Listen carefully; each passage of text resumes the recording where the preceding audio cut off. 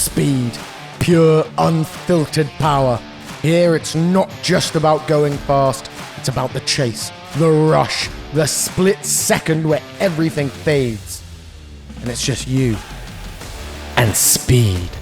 In this video, we dive into the frozen fury of an Olympic skeleton racer. We push the limits with a runner defying the clock, backwards, and witness the blistering hands of a speed cup stacker moving faster than the eye can follow. This isn't just speed, it's obsession, precision, the art of going faster. Buckle up. At the top of the track right before a race, I tell myself there's nothing I can't do. People have died doing this, and I know that, but going 90 miles per hour is so damn fun.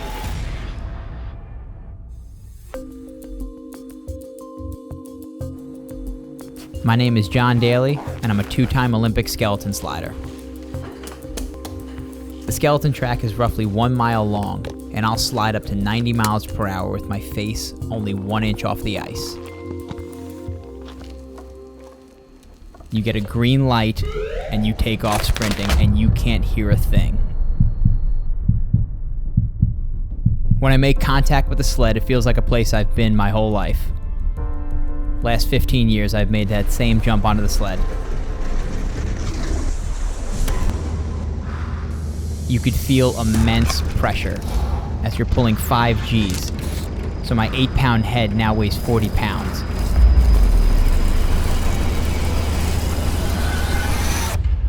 If you start to get stiff, you start to get scared, it's not gonna work. The sled's gonna break loose on you and you are gonna crash. You have to embrace the speed instead of getting afraid of it. At the bottom of the skeleton race, when I've had a really good run, I feel like I could run through the wall. You're so pumped up, and that's why I love it. That was fast, but now it's faster and backwards. When I'm running backwards, it almost feels like I'm flying because it's such a different visual perspective seeing how far I've gone as opposed to how far I need to go. When you're going backwards, you can really just take a step back, literally, and enjoy what you're doing.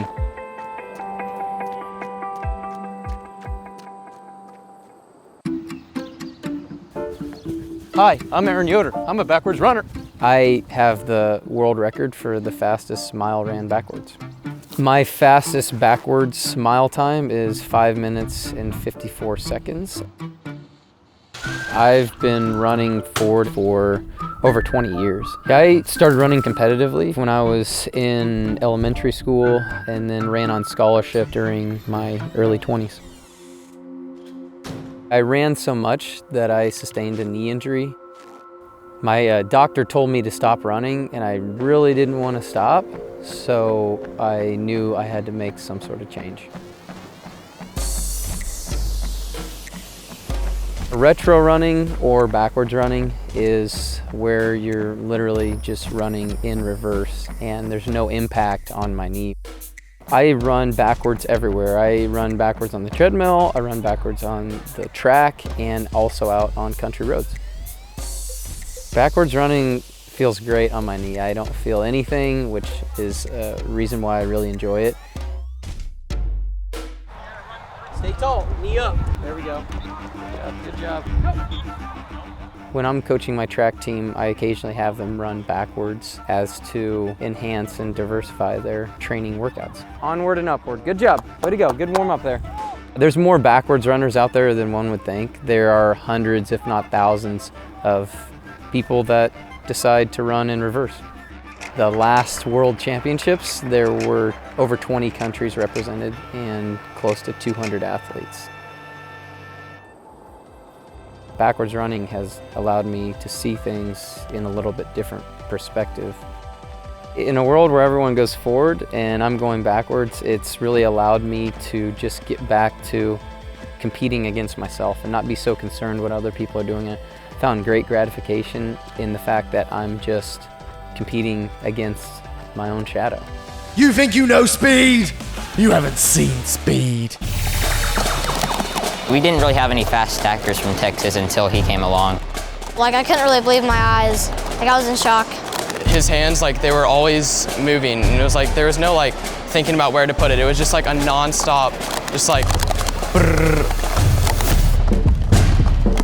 He's off the charts. He's like as fast as a lightning bolt.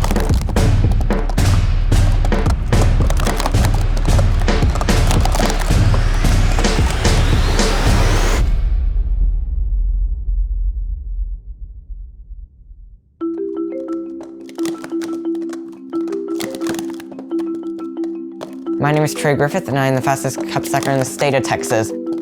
My goal is to be the fastest cup stacker in the whole entire world. When I first saw Trey begin cup stacking, I was thrilled. Kids on the spectrum are always very passionate and very intense on what their fixation is. And he just shined. I mean, you could see that he was in his element. He was comfortable, he was alive, and he was just doing his thing. Trey took it to a completely different level. He was doing it systematically instead of just kind of for fun, and it was all about getting that next best time.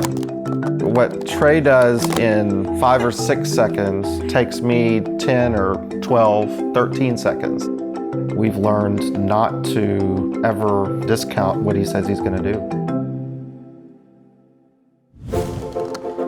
Sport stacking is using a set of 12 plastic cups, and you stack them in a very specific sequence of pyramids, and you are racing yourself and you're racing a timer. It's a sport that you don't have to be tall. You don't have to necessarily be able to run quickly. As long as you've got the 12 cups, you've got a mat, and you've got a timer, you can stack. To me, it's just mind-boggling to see these stackers like Trey and his friends, and you can tell they're not even looking at the cups that they're stacking. It is all muscle memory. I mean, it's so fast when they get to this level that the naked eye cannot see it all.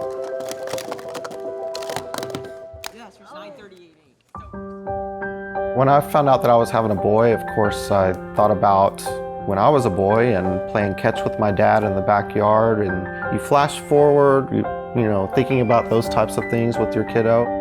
But when Trey found stacking, it's like, okay, cool. Here's a sport that he's into, and it's got speed. I've always loved sports with speed. And it's got rhythms, which make him happy.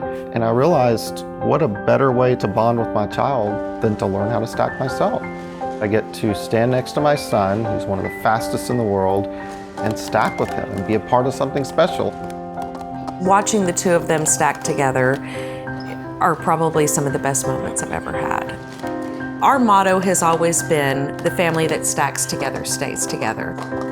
We go to these tournaments together, we've traveled together, we've made friends all over the country, all over the world. I mean, it's definitely enriched our lives.